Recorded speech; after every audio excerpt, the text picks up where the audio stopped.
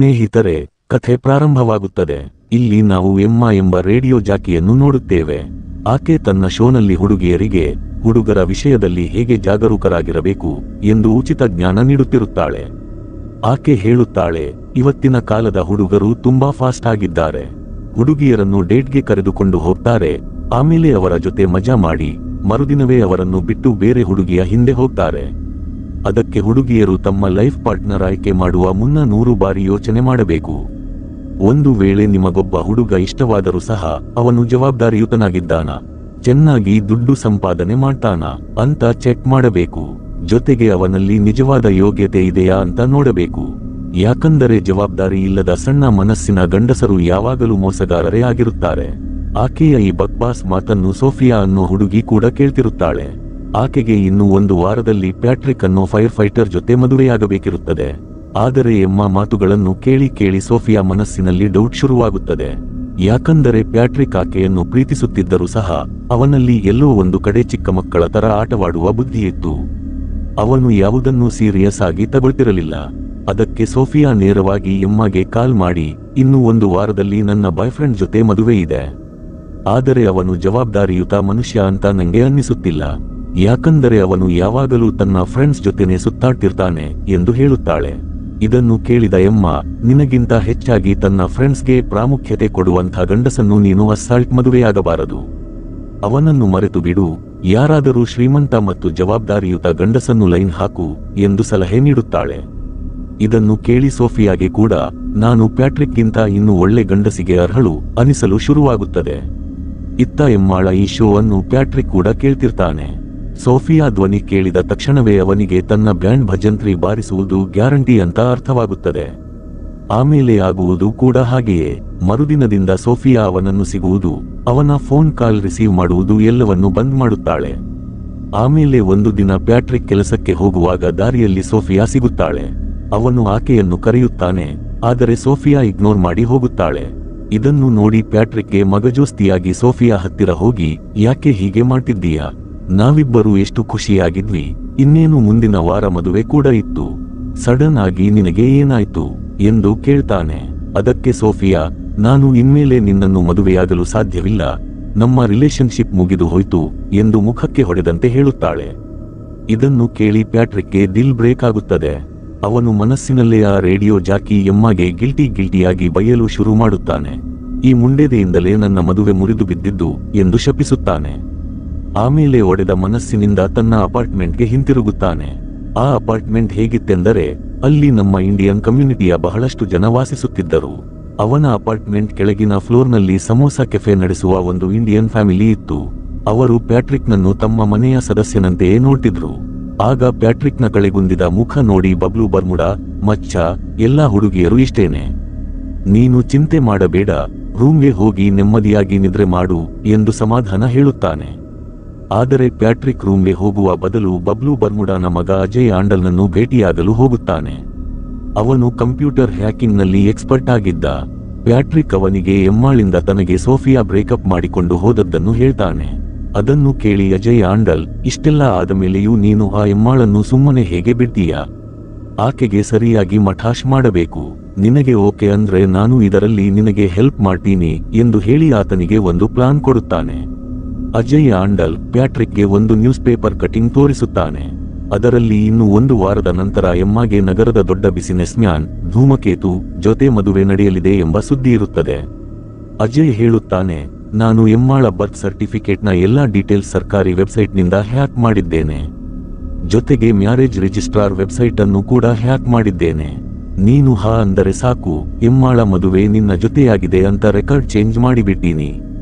ಆಮೇಲೆ ನೀನು ಆಕೆಯಿಂದ ಸರಿಯಾಗಿ ಸೇಡು ತೀರಿಸಿಕೊಳ್ಳಬಹುದು. ಇದನ್ನು ಕೇಳಿದ ಪ್ಯಾಟ್ರಿಕ್ ತಕ್ಷಣ ಓಕೆ ಎನ್ನುತ್ತಾನೆ. ಈ ಆಟಿಂಗ್ಗೆ ಸರಿಯಾಗಿ ಪಾಠ ಕಲಿಸಲೇಬೇಕು. ಇವಳನ್ನು ಹೀಗೆಯೇ ಬಿಟ್ಟರೆ ಇನ್ನು ಎಷ್ಟು ಜನರ ಸಂಸಾರ ಹಾಳು ಮಾಡ್ತಾಳೋ ಗೊತ್ತಿಲ್ಲ ಎಂದು ಸಿಟ್ಟಿನಿಂದ ಹೇಳುತ್ತಾನೆ. ಕೆಲವು ದಿನಗಳ ನಂತರ ಎಮ್ಮಾ ತನ್ನ ಬಾಯ್ಫ್ರೆಂಡ್ ಧೂಮಕೇತು ಜೊತೆ ಮ್ಯಾರೇಜ್ ರಿಜಿಸ್ಟ್ರಾರ್ ಆಫೀಸ್ಗೆ ಹೋಗುತ್ತಾಳೆ. ಆದರೆ ಅಲ್ಲಿ ಆಕೆಗೆ ಒಂದು ಶಾಕಿಂಗ್ ಸುದ್ದಿ ಕಾದಿರುತ್ತದೆ. ಆಕೆಗೆ ಈಗಾಗಲೇ ಮದುವೆಯಾಗಿದೆ ಎಂದು ರಿಜಿಸ್ಟ್ರಾರ್ ಹೇಳುತ್ತಾರೆ. ಇದನ್ನು ಕೇಳಿ ಎಮ್ಮಾ ಮತ್ತು ಧೂಮಕೇತು ಇಬ್ಬರಿಗೂ ಮತಿಗೆಟ್ಟು ಹೋಗುತ್ತದೆ. ಧೂಮಕೇತು ಸಿಟ್ಟಿನಿಂದ, ಲೇ, ನೀನು ಬೇರೆ ಯಾರ ಜೊತೆನೋ ಮದುವೆಯಾಗಿದ್ದೀಯಾ ಎಂದು ಕೇಳ್ತಾನೆ. ಅದಕ್ಕೆ ಎಮ್ಮ, ಅಯ್ಯೋ ಇಲ್ಲ ನನ್ನ ಜಾನ್, ಇದು ಬೇರೆ ಯಾರೋ ಎಮ್ಮ ಬಗ್ಗೆ ಇರಬೇಕು ಎಂದು ಸಮಾಧಾನಪಡಿಸಲು ನೋಡ್ತಾಳೆ. ಆಗ ರಿಜಿಸ್ಟ್ರಾರ್, ನೀವು ಎಮ್ಮ ಲಾಂಗ್ ಲಾಸ್ಟಿಕ್ ತಾನೆ ಎಂದು ಕೇಳ್ತಾರೆ. ಆಕೆ, ಹೌದು ನಾನೇ ಅಂತಾಳೆ. ರಿಜಿಸ್ಟ್ರಾರ್ ಮುಂದುವರಿದು, ನಿಮ್ಮ ಮದುವೆ ಕಳೆದ ವಾರವೇ ಪ್ಯಾಟ್ರಿಕ್ ಅನ್ನೋ ವ್ಯಕ್ತಿ ಜೊತೆ ಆಗಿದೆ ಎನ್ನುತ್ತಾರೆ. ಎಮ್ಮ, ಇದು ಸಾಧ್ಯವೇ ಇಲ್ಲ, ನನ್ನ ಮಂಗೇತರಿ ಧೂಮಕೇತು, ನಿಮ್ಮ ಸಿಸ್ಟಮ್ನಲ್ಲಿ ಏನೋ ಪ್ರಾಬ್ಲಮ್ ಆಗಿದೆ ಅನಿಸುತ್ತೆ ಅಂತಾಳೆ. ರಿಜಿಸ್ಟ್ರಾರ್, ಸರಿ, ಇದು ತಪ್ಪಿನಿಂದ ಆಗಿದೆ ಅಂತ ನಿನಗೆ ಅನಿಸಿದರೆ ಈ ಫಾರ್ಮ್ಗಳನ್ನು ಫಿಲ್ ಮಾಡಿ ಸಬ್ಮಿಟ್ ಮಾಡು. ಆದರೆ ಇದರಲ್ಲಿ ನಿನ್ನ ಜೊತೆಗೆ ನಿನ್ನ ಗಂಡ ಪ್ಯಾಟ್ರಿಕ್ನ ಸಹಿ ಕೂಡ ಇರಬೇಕು ಎಂದು ಫಾರ್ಮ್ ಕೊಡ್ತಾರೆ. ಇದೆಲ್ಲವನ್ನು ನೋಡಿ ಧೂಮಕೇತು ಸಿಟ್ಟಿನಿಂದ ಹೊರಗೆ ಬಂದು ಎಮ್ಮಗೆ ಬಾಯಿಗೆ ಬಂದಂತೆ ಬೈಯಲು ಶುರು ಮಾಡುತ್ತಾನೆ. ಇನ್ನೊಂದು ವಾರದಲ್ಲಿ ಇದೆಲ್ಲವನ್ನು ಕ್ಲಿಯರ್ ಮಾಡದಿದ್ದರೆ ನಾನು ಈ ಮದುವೆನ ಕ್ಯಾನ್ಸಲ್ ಮಾಡ್ತೀನಿ ಎಂದು ವಾರ್ನಿಂಗ್ ಕೊಡ್ತಾನೆ.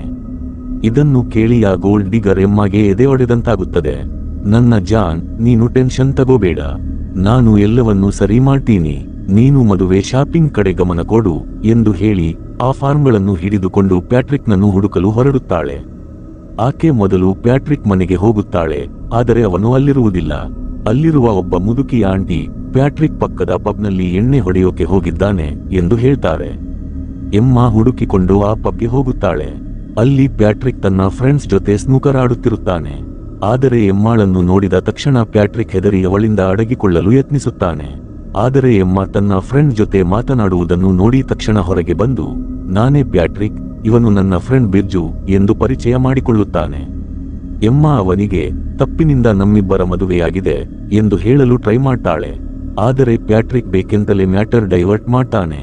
ಒಮ್ಮೆ ಸ್ನೂಕರ್ ಆಡು ಅಂತಾನೆ, ಇನ್ನೊಮ್ಮೆ ಕುಡಿಯೋಕೆ ಎಣ್ಣೆ ಆಫರ್ ಮಾಡ್ತಾನೆ. ಇದರಿಂದ ತಲೆಕೆಟ್ಟ ಎಮ್ಮ, ನಾನು ಹೇಳೋದನ್ನು ಸ್ವಲ್ಪ ಕೇಳು ಮಾರಾಯ ಎಂದು ಕಲಿಗಾಲದಂತೆ ಚೀರುತ್ತಾಳೆ. ಪ್ಯಾಟ್ರಿಕ್, ಅಯ್ಯಯ್ಯೋ, ಜಸ್ಟ್ 2 ಪೆಗ್ಗೆ ನಿನಗೆ ಇಷ್ಟೊಂದು ಕಿಕ್ಕೇರಿ ಬಿಡ್ತ ಎಂದು ಕಾಲೆಳೆಯುತ್ತಾನೆ. ಎಮ್ಮ, ನನಗೆಷ್ಟೇ ಕುಡಿಸಿದರೂ ಕಿಕ್ಕೇರೋದಿಲ್ಲ, ನಮ್ಮಪ್ಪ ನನಗೊಂದು ಟ್ರಿಕ್ ಹೇಳಿಕೊಟ್ಟಿದ್ದಾರೆ ಎಂದು ಬಿಲ್ಡಪ್ ಕೊಡ್ತಾಳೆ. ಆದರೆ 2ನೇ ಪೆಗ್ ಹೊಡೆಯುತ್ತಿದ್ದಂತೆ ಎಮ್ಮ ಫುಲ್ ಟೈಟ್ ಆಗಿ ಬಿಡುತ್ತಾಳೆ. ಅಲ್ಲಿದ್ದವರಿಗೆಲ್ಲ ಬಾಯಿಗೆ ಬಂದಂತೆ ಬೈಯಲು ಶುರು ಮಾಡುತ್ತಾಳೆ. ಯಾರೋ ಮಾಡಿದ ತಪ್ಪಿನಿಂದ ನಮ್ಮಿಬ್ಬರ ಮದುವೆಯಾಗಿದೆ. ಇನ್ನು 1 ವಾರದಲ್ಲಿ ಇದೆಲ್ಲ ಸರಿ ಮಾಡದಿದ್ರೆ ಧೂಮಕೇತು ನನ್ನನ್ನು ಬಿಟ್ಟು ಹೋಗ್ತಾನೆ. ಅವನ ಹತ್ತಿರ ಎಷ್ಟು ದುಡ್ಡಿದೆ ಗೊತ್ತಾ? ಅವನಿಲ್ಲದೆ ನನ್ನ ಐಷಾರಾಮಿ ಲೈಫ್ ಹೇಗೆ ನಡೆಸಲಿ ಎಂದು ರಂಪಾಟ ಮಾಡುತ್ತಾಳೆ. ಹೀಗೆ ತೂರಾಡುತ್ತಿರುವಾಗ ಆಕೆಯ ಕಾಲು ಜಾರಿ ತಲೆ ಹೋಗಿ ಟೇಬಲ್ಗೆ ದಪ್ಪನೆ ಬಡಿಯುತ್ತದೆ. ತಲೆಗೆ ಪೆಟ್ಟಾಗಿ ಆಕೆ ಅಲ್ಲೇ ಪ್ರಜ್ಞೆ ತಪ್ಪಿ ಬೀಳುತ್ತಾಳೆ. ಪ್ಯಾಟ್ರಿಕ್ ಆಕೆಯನ್ನು ತನ್ನ ಹೆಗಲ ಮೇಲೆ ಹೊತ್ತುಕೊಂಡು ಮನೆಗೆ ಕರೆತಂದು ತನ್ನ ಬೆಡ್ ಮೇಲೆ ಮಲಗಿಸುತ್ತಾನೆ. ಈ ಮಧ್ಯೆ ಧೂಮಕೇತು ಎಮ್ಮಗೆ ಪದೇ ಪದೇ ಫೋನ್ ಮಾಡುತ್ತಿರುತ್ತಾನೆ. ಆದರೆ ಪ್ಯಾಟ್ರಿಕ್ ಅವನ ಫೋನ್ ಸೈಲೆಂಟ್ ಮಾಡಿ ಅಲ್ಲಿಂದ ಹೊರಟು ಹೋಗುತ್ತಾನೆ. ಮರುದಿನ ಬೆಳಿಗ್ಗೆ ಎಮ್ಮಗೆ ಎಚ್ಚರವಾದಾಗ ತನ್ನ ಮೈಮೇಲೆ ಬಟ್ಟೆಗಳಿಲ್ಲದಿರುವುದನ್ನು ನೋಡಿ ಫುಲ್ ಶಾಕ್ ಆಗುತ್ತಾಳೆ.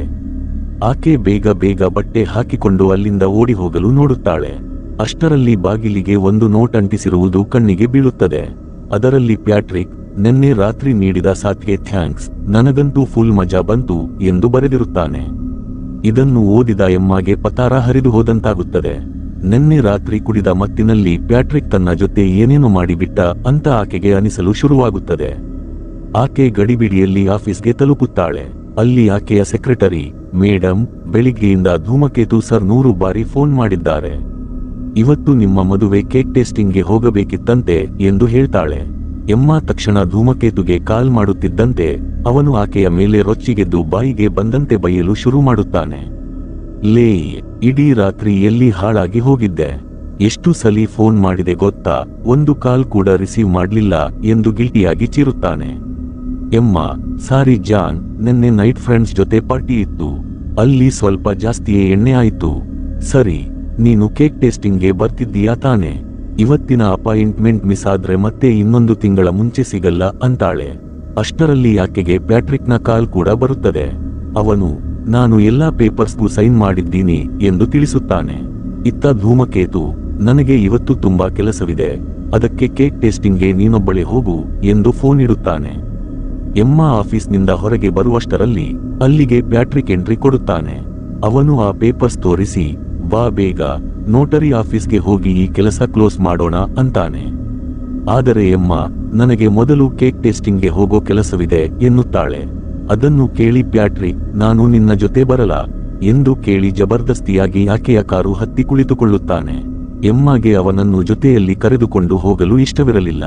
ಆದರೆ ಪೇಪರ್ ವರ್ಕ್ ಮುಗಿಯುವವರೆಗೂ ಅವನೇ ಆಕೆಯ ಗಂಡನಾಗಿದ್ದರಿಂದ ಅನಿವಾರ್ಯವಾಗಿ ಅವನನ್ನು ಕೇಕ್ ಟೇಸ್ಟಿಂಗ್ಗೆ ಕರೆದುಕೊಂಡು ಹೋಗುತ್ತಾಳೆ. ಅಲ್ಲಿ ಎಮ್ಮ ಬಹಳಷ್ಟು ಕೇಕ್ಗಳನ್ನು ಟೇಸ್ಟ್ ಮಾಡಿ ಒಂದನ್ನು ಸೆಲೆಕ್ಟ್ ಮಾಡಬೇಕಿರುತ್ತದೆ. ಆದರೆ ಪ್ಯಾಟ್ರಿಕ್ ಅಲ್ಲೂ ಆಕೆಗೆ ಅಣಕಿಸಲು ಬಿಡುವುದಿಲ್ಲ. ಅಲ್ಲಿದ್ದ ಬೇರೆ ಜನರೆಲ್ಲ ಸ್ವಲ್ಪ ಸ್ಪೂನ್ನಲ್ಲಿ ತಿಂದರೆ ಪ್ಯಾಟ್ರಿಕ್ ಮಾತ್ರ ಒಂದೊಂದೇ ಇಡೀ ಕೇಕನ್ನೇ ಖಾಲಿ ಮಾಡ್ತಿರ್ತಾನೆ. ಆಮೇಲೆ ಬೇಕರಿಯವನಿಗೆ, ನನಗೆ ಇದ್ಯಾವುದೂ ಇಷ್ಟ ಆಗಿಲ್ಲ, ಬೇರೆ ತಗೊಂಡು ಬಾ ಅಂತ ದೌರ್ಜನ್ಯ ಮಾಡ್ತಾನೆ. ಅಷ್ಟಕ್ಕೂ ಸಮಾಧಾನವಾಗದೆ ಪಕ್ಕದಲ್ಲಿ ಕುಳಿತಿದ್ದ ಬೇರೆ ಹೆಂಗಸರ ಜೊತೆ ಹರಟೆ ಹೊಡೆಯಲು ಶುರು ಮಾಡುತ್ತಾನೆ. ಆದರೆ ಆ ಹೆಂಗಸರಲ್ಲಿ ಒಬ್ಬಳಿಗೆ ಇವನ ಈ ಬಿಂದಾಸ್ ಆಟಿಟ್ಯೂಡ್ ತುಂಬಾ ಇಷ್ಟವಾಗಿ, ನನ್ನ ಹಸ್ಬೆಂಡ್ ಕೂಡ ಥೇಟ್ ನಿನ್ನ ತರಾನೆ, ದುನಿಯಾ ತನ್ನ ಬಗ್ಗೆ ಏನು ಯೋಚನೆ ಮಾಡುತ್ತೆ ಅಂತ ಅವನಿಗೆ ಚಿಂತೆಯೇ ಇಲ್ಲ. ಅಂದ ಹಾಗೆ ನೀವಿಬ್ಬರು ಎಲ್ಲಿ ಸಿಕ್ಕಿದ್ದು ಎಂದು ಕೇಳ್ತಾಳೆ. ಪ್ಯಾಟ್ರಿಕ್, ನಾವು ಒಂದು ಬಾರ್ನಲ್ಲಿ ಸಿಕ್ಕಿದ್ವಿ. ಇವಳು ಧೂಮಕೇತು ಅನ್ನೋ ಒಬ್ಬನ ಜೊತೆ ಡೇಟ್ಗೆ ಬಂದಿದ್ಲು, ನಾನು ಬೇರೆ ಹುಡುಗಿ ಜೊತೆ ಬಂದಿದ್ದೆ. ಆದರೆ ನನ್ನನ್ನು ನೋಡಿದ ತಕ್ಷಣ ಇವಳಿಗೆ ಫುಲ್ ಫ್ಲಾಟ್ ಆಗಿ ಆ ಧೂಮಕೇತುನ ಡ್ರಾಪ್ ಮಾಡಿ ನನ್ನ ಹತ್ತಿರ ಬಂದ್ಬಿಟ್ಲು. ಅಂದಿನಿಂದ ನಾವಿಬ್ಬರು ಜೊತೆಯಲ್ಲಿದ್ದೀವಿ ಎಂದು ಬಿಲ್ಡಪ್ ಕೊಡ್ತಾನೆ. ಎಮ್ಮಗೆ ಇಷ್ಟವಿಲ್ಲದಿದ್ದರೂ ಅವನ ಮಾತಿಗೆ ಹೂಮನ್ನಬೇಕಾಗುತ್ತದೆ. ಆದರೆ ಪ್ಯಾಟ್ರಿಕ್ ಆಕೆಗೆ ಇನ್ನಷ್ಟು ಮುಜುಗರ ಉಂಟು ಮಾಡಲು ಆಕೆಯ ಜೊತೆ ಡ್ಯಾನ್ಸ್ ಮಾಡಲು ಶುರು ಮಾಡುತ್ತಾನೆ.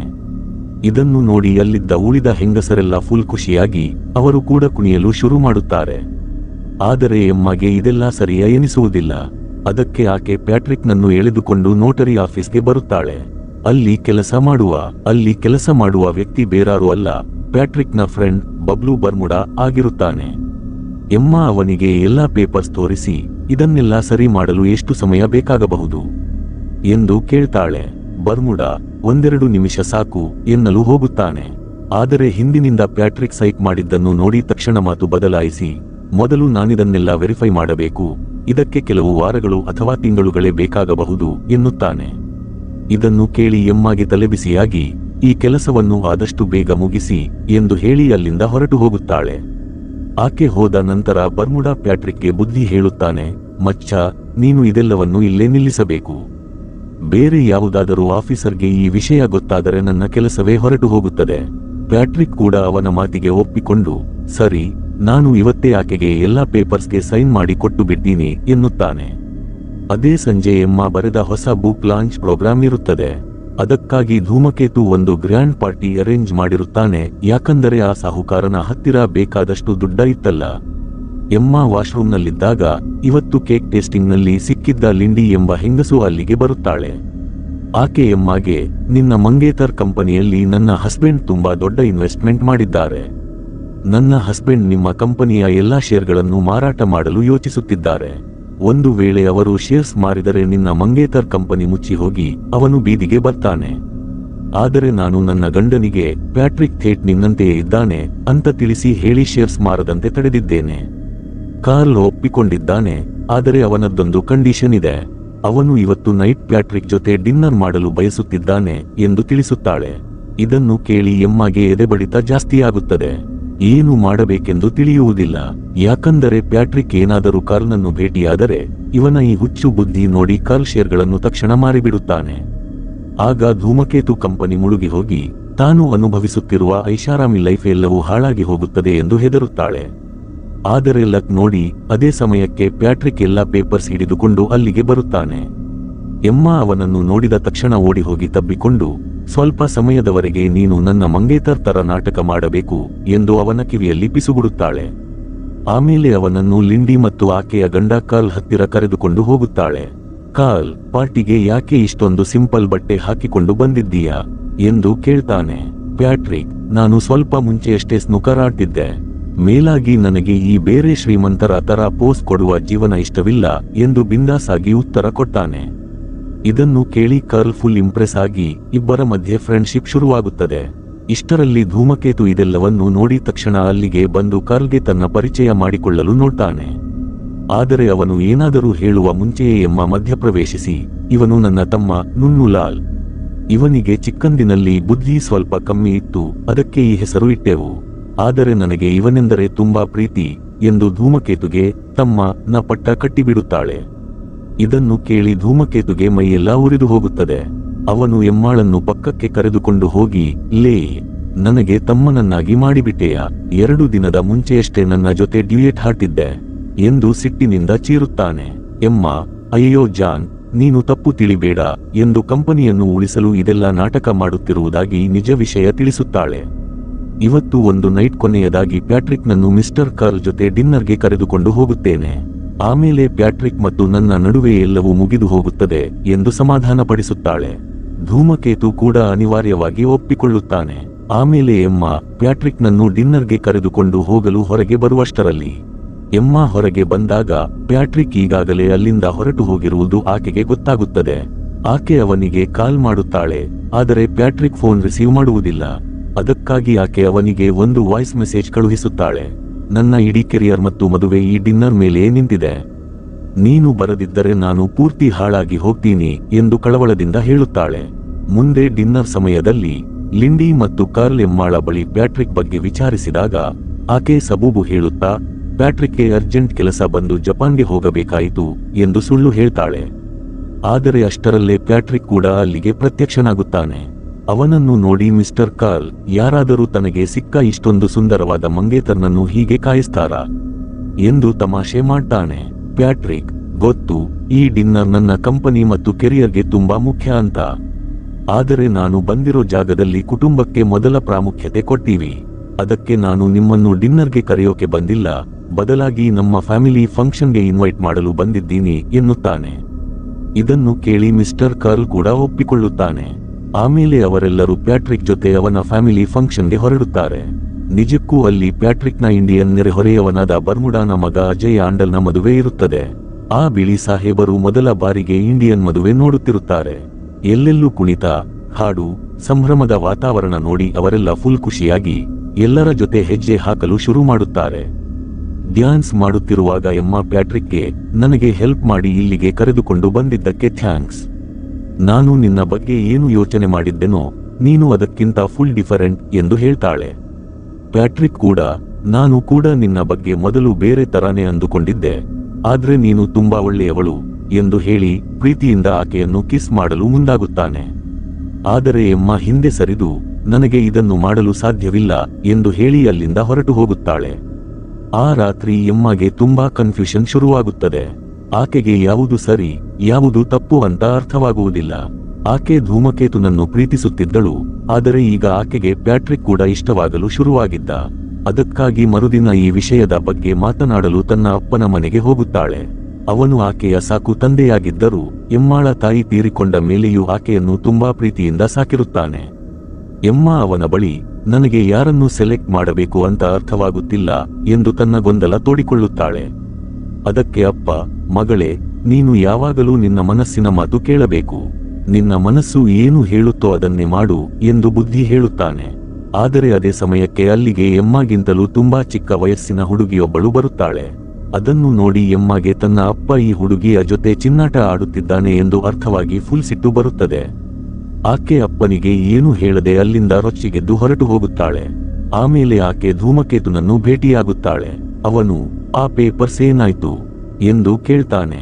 ಆಗ ಎಮ್ಮಾಗೆ ನೆನಪಾಗುತ್ತದೆ, ಆ ಪೇಪರ್ಸ್ ಇನ್ನು ಪ್ಯಾಟ್ರಿಕ್ ಹತ್ತಿರವೇ ಇವೆ ಅಂತ.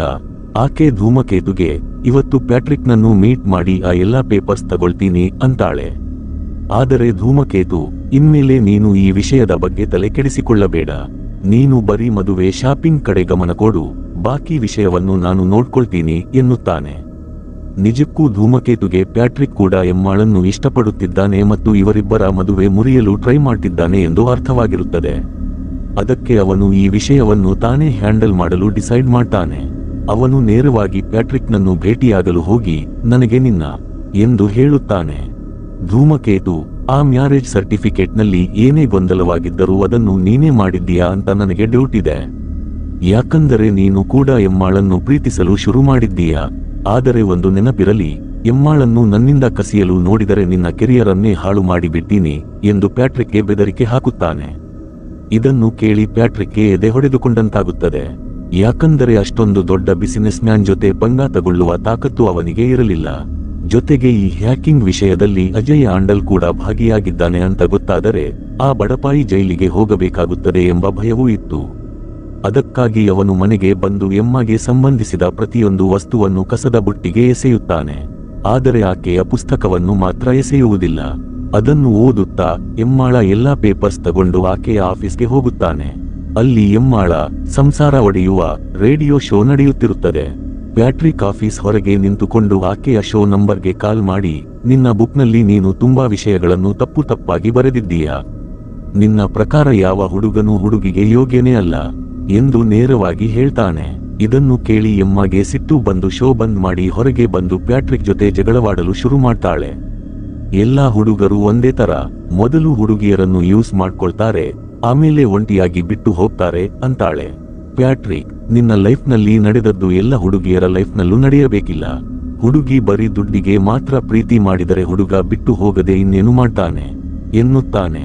ಮೆಲ್ಲನೆ ಅವರಿಬ್ಬರ ಜಗಳ ದೊಡ್ಡ ಜಗಳವಾಗಿ ಬದಲಾಗುತ್ತದೆ.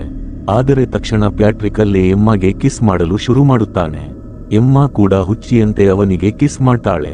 ಇಬ್ಬರೂ ತುಂಬಾ ಹೊತ್ತು ಕುಣಿದಾಡಿ ಆಮೇಲೆ ನಗುತ್ತಾ ಆಫೀಸ್ ಟೆರೆಸ್ ಮೇಲಕ್ಕೆ ಬರುತ್ತಾರೆ. ಆದರೆ ಅಲ್ಲಿ ಪ್ಯಾಟ್ರಿಕ್ ಮತ್ತೆ ಕಿಸ್ ಮಾಡಲು ಹೋದಾಗ ಎಮ್ಮ ಹಿಂದೆ ಸರಿದು, ಮುಂದಿನ ವಾರ ನನ್ನ ಮದುವೆ ಇದೆ ಎಂದು ಬೇಸರದಿಂದ ಹೇಳ್ತಾಳೆ. ಪ್ಯಾಟ್ರಿಕ್, ನಾನು ನಿನ್ನ ನಿರ್ಧಾರಕ್ಕೆ ರೆಸ್ಪೆಕ್ಟ್ ಕೊಡ್ತೀನಿ, ಇನ್ಮೇಲೆ ನಿನ್ನನ್ನು ಎಂದೂ ಭೇಟಿಯಾಗುವುದಿಲ್ಲ ಎಂದು ಹೇಳಿ ಆ ಪೇಪರ್ಸ್ ಕೊಟ್ಟು ಅಲ್ಲಿಂದ ಹೊರಟು ಹೋಗುತ್ತಾನೆ. ಆಮೇಲೆ ಎಮ್ಮ ಧೂಮಕೇತುನನ್ನು ಭೇಟಿಯಾಗಿ ಆ ಪೇಪರ್ಸ್ ತೋರಿಸಿ, ಇನ್ಮೇಲೆ ಎಲ್ಲವೂ ಸರಿ ಹೋಗುತ್ತೆ ಅಂತಾಳೆ. ಆದರೆ ಧೂಮಕೇತು, ಆದರೆ ನೀನು ಖುಷಿಯಾಗಿ ಕಾಣಿಸುತ್ತಿಲ್ಲ ಎನ್ನುತ್ತಾನೆ. ಎಮ್ಮ, ಅಯ್ಯೋ ಇಲ್ಲ, ನಾನು ಫುಲ್ ಹ್ಯಾಪಿ ಅಂತಾಳೆ. ಆಗ ಧೂಮಕೇತು ಅವರ ವೆಡ್ಡಿಂಗ್ ರಿಂಗ್ಸ್ ತೋರಿಸಿದಾಗ ಎಮ್ಮ ಮುಖದಲ್ಲಿ ಗೊಂದಲದ ಬೇಸರ ಎದ್ದು ಕಾಣಿಸುತ್ತದೆ. ಎಮ್ಮ ಕೂಡ ಪ್ಯಾಟ್ರಿಕ್ನನ್ನು ಪ್ರೀತಿಸುತ್ತಿದ್ದಾಳೆ ಎಂಬುದು ಧೂಮಕೇತುಗೆ ಅರ್ಥವಾಗುತ್ತದೆ. ಮತ್ತೆ ತನ್ನ ಶೋನಲ್ಲಿ ಎಮ್ಮ ಹುಡುಗಿಯರಿಗೆ ಅದೇ ತಲೆಬುಡವಿಲ್ಲದ ಸಲಹೆಗಳನ್ನು ನೀಡಲು ಶುರು ಮಾಡುತ್ತಾಳೆ. ಶ್ರೀಮಂತ ಮತ್ತು ಜವಾಬ್ದಾರಿಯುತ ಹುಡುಗರನ್ನು ಲೈನ್ ಹಾಕಿ, ನಿರುದ್ಯೋಗಿ ಮತ್ತು ಬಡವರಿಂದ ದೂರವಿರಿ ಅಂತಾಳೆ. ಆದರೆ ಆಕೆ ಮಾತ್ರ ಇಡೀ ರಾತ್ರಿ ಪ್ಯಾಟ್ರಿಕ್ ನೆನಪಿನಲ್ಲೇ ಕಳೆಯುತ್ತಿರುತ್ತಾಳೆ. ಒಂದು ದಿನ ಆಕೆ ತನ್ನ ಅಪ್ಪನ ಮನೆಗೆ ಹೋದಾಗ ಆಕೆಯ ಸಾಕು ತಂದೆಗೆ ಆ ಚಿಕ್ಕ ಹುಡುಗಿ ಜೊತೆ ಅಫೇರ್ ಇರಲಿಲ್ಲ, ಬದಲಾಗಿ ಆ ಹುಡುಗಿಯ ಅಮ್ಮನ ಜೊತೆ ಲವ್ ಇತ್ತು ಮತ್ತು ಅವರಿಬ್ಬರು ಖುಷಿಯಾಗಿದ್ದಾರೆ ಎಂಬ ನಿಜ ಗೊತ್ತಾಗುತ್ತದೆ. ಎಮ್ಮ ತನ್ನ ತಪ್ಪಿಗೆ ಅಪ್ಪನ ಬಳಿ ಕ್ಷಮೆ ಕೇಳಿ, ನಾನೀಗ ಏನು ಮಾಡಲಿ, ಧೂಮಕೇತುನನ್ನು ಮದುವೆಯಾಗಲ ಅಥವಾ ಪ್ಯಾಟ್ರಿಕ್ ಜೊತೆ ಹೋಗಲ ಎಂದು ಕೇಳ್ತಾಳೆ. ಅಪ್ಪ ಹೇಳುತ್ತಾನೆ, ಧೂಮಕೇತು ಹತ್ತಿರ ಒಬ್ಬ ಜವಾಬ್ದಾರಿಯುತ ಗಂಡನಿಗೆ ಇರಬೇಕಾದ ಎಲ್ಲಾ ಕ್ವಾಲಿಟೀಸ್ ಇದೆ. ಒಬ್ಬ ಅಪ್ಪನಾಗಿ ನಾನು ನಿನ್ನ ಮದುವೆ ಧೂಮಕೇತು ಜೊತೆಯೇ ಮಾಡ್ತಿದ್ದೆ. ಆದರೆ ನಾವು ಯಾರನ್ನು ಪ್ರೀತಿಸ್ತೀವೋ ಅವರ ಜೊತೆ ಜೀವನ ನಡೆಸುವುದು ಸುಲಭವಾಗುತ್ತದೆ. ದುಡ್ಡು, ಪವರ್ ಎಲ್ಲ ಕೆಲವು ದಿನ ಮಾತ್ರ ಚೆನ್ನಾಗಿ ಕಾಣಿಸುತ್ತೆ, ಪ್ರೀತಿ ಇಲ್ಲದಿದ್ದರೆ ಇದೆಲ್ಲ ದಂಡ ಎಂದು ಬುದ್ಧಿ ಹೇಳುತ್ತಾನೆ. ತಂದೆಯ ಈ ಮಾತುಗಳನ್ನು ಕೇಳಿ ಎಮ್ಮಗೆ ಸ್ಪಷ್ಟತೆ ಸಿಗುತ್ತದೆ. ಎಮ್ಮ ಮುಗುಳ್ನಗಲು ಶುರು ಮಾಡುತ್ತಾಳೆ, ಯಾಕಂದರೆ ಆಕೆಯಲ್ಲಿದ್ದ ಎಲ್ಲಾ ಕನ್ಫ್ಯೂಷನ್ ಈಗ ದೂರವಾಗಿತ್ತು. ಆಕೆ ತಕ್ಷಣ ಓಡುತ್ತಾ ನೇರವಾಗಿ ಪ್ಯಾಟ್ರಿಕ್ ಬಳಿಗೆ ತಲುಪುತ್ತಾಳೆ. ಆಕೆಯನ್ನು ನೋಡಿ ಪ್ಯಾಟ್ರಿಕ್ ಮುಖದಲ್ಲೂ ನಗು ಅರಳುತ್ತದೆ. ಯಾಕಂದರೆ ಎಮ್ಮ ಇಲ್ಲಿಗೆ ಯಾಕೆ ಬಂದಿದ್ದಾಳೆ ಎಂಬುದು ಅವನಿಗೆ ಅರ್ಥವಾಗಿತ್ತು. ಎಮ್ಮ, ನಾನು ಮದುವೆಯಾಗುವ ನಿರ್ಧಾರವನ್ನು ಕ್ಯಾನ್ಸಲ್ ಮಾಡಿದೆ ಎನ್ನುತ್ತಾಳೆ. ಪ್ಯಾಟ್ರಿಕ್, ಅದೆಲ್ಲ ಸರಿ, ಆದರೆ ಮೊದಲು ನಾನು ನಿನಗೊಂದು ವಿಷಯ ಹೇಳಬೇಕು ಎನ್ನಲು ಹೋಗುತ್ತಾನೆ. ಆದರೆ ಎಮ್ಮ ಒಂದೇ ಒಂದು ಸೆಕೆಂಡ್ ಕೂಡ ವೇಸ್ಟ್ ಮಾಡದೆ ಆತನ ಬಳಿ ಬಂದು ಪ್ರೀತಿಯಿಂದ ಕಿಸ್ ಮಾಡಲು ಶುರು ಮಾಡುತ್ತಾಳೆ. ಪ್ಯಾಟ್ರಿಕ್ ಕೂಡ ಫುಲ್ ಜೋಶ್ಗೆ ಬಂದು ಆಕೆಯ ಜೊತೆ ಪ್ರೀತಿಯಲ್ಲಿ ಮುಳುಗಿ ಹೋಗುತ್ತಾನೆ. ಮರುದಿನ ಬೆಳಿಗ್ಗೆ ಎಮ್ಮ ಪ್ಯಾಟ್ರಿಕ್ ಕಿಚನ್ನಲ್ಲಿ ಬ್ರೇಕ್ಫಾಸ್ಟ್ ರೆಡಿ ಮಾಡುತ್ತಿರುವಾಗ ಡಸ್ಟ್ಬಿನ್ನಲ್ಲಿ ಬಿದ್ದಿದ್ದ ಒಂದು ಪೇಪರ್ ಕಟಿಂಗ್ ಆಕೆಯ ಕಣ್ಣಿಗೆ ಬೀಳುತ್ತದೆ. ಅದನ್ನು ನೋಡಿ ಆಕೆಗೆ ಪ್ಯಾಟ್ರಿಕ್ ಹಲವು ದಿನಗಳಿಂದ ತನ್ನ ಬಗ್ಗೆ ಎಲ್ಲಾ ಇನ್ಫಾರ್ಮೇಶನ್ ಕಲೆಕ್ಟ್ ಮಾಡ್ತಿದ್ದ ಅಂತ ಅರ್ಥವಾಗುತ್ತದೆ. ಆಕೆ ನೇರವಾಗಿ ಪ್ಯಾಟ್ರಿಕ್ ಬಳಿ ಹೋಗಿ ಬಾಯಿಗೆ ಬಂದಂತೆ ಬೈಯಲು ಶುರು ಮಾಡುತ್ತಾಳೆ. ಲೇ, ನೀನು ಇದೆಲ್ಲ ಮಾಡಿದ್ದು ನನ್ನನ್ನು ಬಳಸಿಕೊಳ್ಳೋಕೆ ಮಾತ್ರನಾ? ನಿನ್ನ ಕೆಲಸ ಮುಗಿಯಿತಲ್ವಾ, ನಾನಿಲ್ಲಿಂದ ಹೋಗ್ತಿದ್ದೀನಿ ಎಂದು ರೊಚ್ಚಿಗೇಳುತ್ತಾಳೆ. ಪ್ಯಾಟ್ರಿಕ್ ಆಕೆಯ ಹಿಂದೆ ಬರುತ್ತಾನೆ. ಎಮ್ಮ, ನನ್ನ ಮದುವೆ, ನನ್ನ ಕೆರಿಯರ್ ಎಲ್ಲವನ್ನೂ ಉದ್ದೇಶಪೂರ್ವಕವಾಗಿ ಹಾಳು ಮಾಡಲು ನೋಡಿದೆ.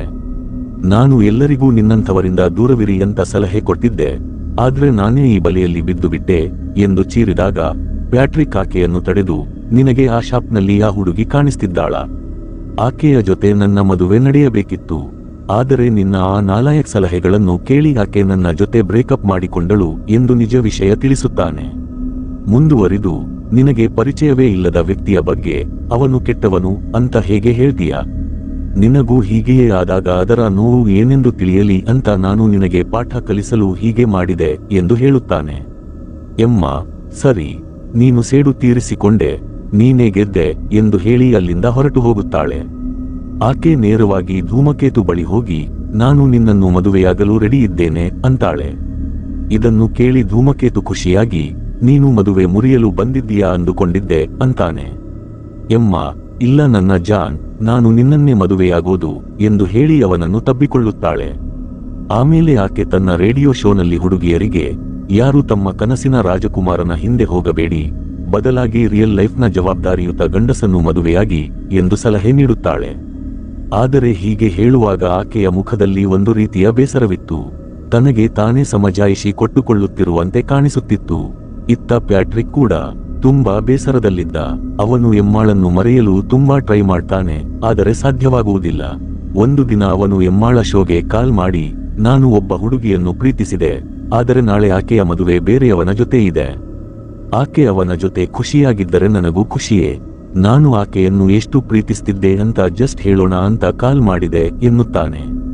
ಇದನ್ನು ಕೇಳಿ ಎಮ್ಮಗೆ ಏನು ಉತ್ತರ ಕೊಡಬೇಕೆಂದು ತಿಳಿಯದೆ ಶೋವನ್ನು ಮಧ್ಯದಲ್ಲೇ ನಿಲ್ಲಿಸಿ ಹೊರಗೆ ಹೊರಟು ಹೋಗುತ್ತಾಳೆ. ಮರುದಿನ ಮದುವೆಗೆ ರೆಡಿಯಾಗುತ್ತಿರುವಾಗ ಎಮ್ಮಾಳ ಸಾಕು ತಂದೆ ಅಲ್ಲಿಗೆ ಬರುತ್ತಾರೆ. ಮದುವೆಯಾಗುತ್ತಿದ್ದೀಯಾ, ಆದರೂ ಯಾಕೆ ಮುಖ ಸಣ್ಣಗೆ ಮಾಡಿಕೊಂಡಿದ್ದೀಯಾ ಎಂದು ಕೇಳ್ತಾರೆ. ಎಮ್ಮ, ನಾನು ಪ್ಯಾಟ್ರಿಕ್ನನ್ನು ಪ್ರೀತಿಸುತ್ತಿದ್ದೇನೆ ಎಂದು ನಿಜ ಹೇಳಿಬಿಡುತ್ತಾಳೆ. ಅಪ್ಪ ಆಕೆಯನ್ನು ತಬ್ಬಿಕೊಂಡು, ನಿನಗೆ ಈಗಲೂ ನಿನ್ನ ನಿರ್ಧಾರ ಬದಲಾಯಿಸಲು ಅವಕಾಶವಿದೆ, ನಾನು ಯಾವಾಗಲೂ ನಿನ್ನ ಜೊತೆ ಇರ್ತೀನಿ ಎಂದು ಧೈರ್ಯ ತುಂಬುತ್ತಾರೆ. ಆಮೇಲೆ ಚರ್ಚ್ನಲ್ಲಿ ಧೂಮಕೇತು ಎಮ್ಮಾಳನ್ನು ಭೇಟಿಯಾಗಲು ಬರುತ್ತಾನೆ. ಎಮ್ಮ ಅವನಿಗೆ ನಿಜ ಹೇಳಲು ಹೊರಟಾಗ ಭಯವಾಗುತ್ತದೆ. ಆದರೆ ಧೂಮಕೇತು ಈಗಾಗಲೇ ಬೇಸರದಲ್ಲಿದ್ದ. ಅವನು ಒಂದು ಪ್ಲಾಸ್ಟಿಕ್ ಕವರ್ನಿಂದ ಆ ಎಲ್ಲಾ ಪೇಪರ್ಸ್ ತೆಗೆದು ಎಮ್ಮಗೆ ತೋರಿಸುತ್ತಾನೆ. ಎಮ್ಮ, ಇದನ್ನು ನೀವಿನ್ನೂ ಸಬ್ಮಿಟ್ ಮಾಡ್ಲಿಲ್ವಾ ಎಂದು ಕೇಳ್ತಾಳೆ.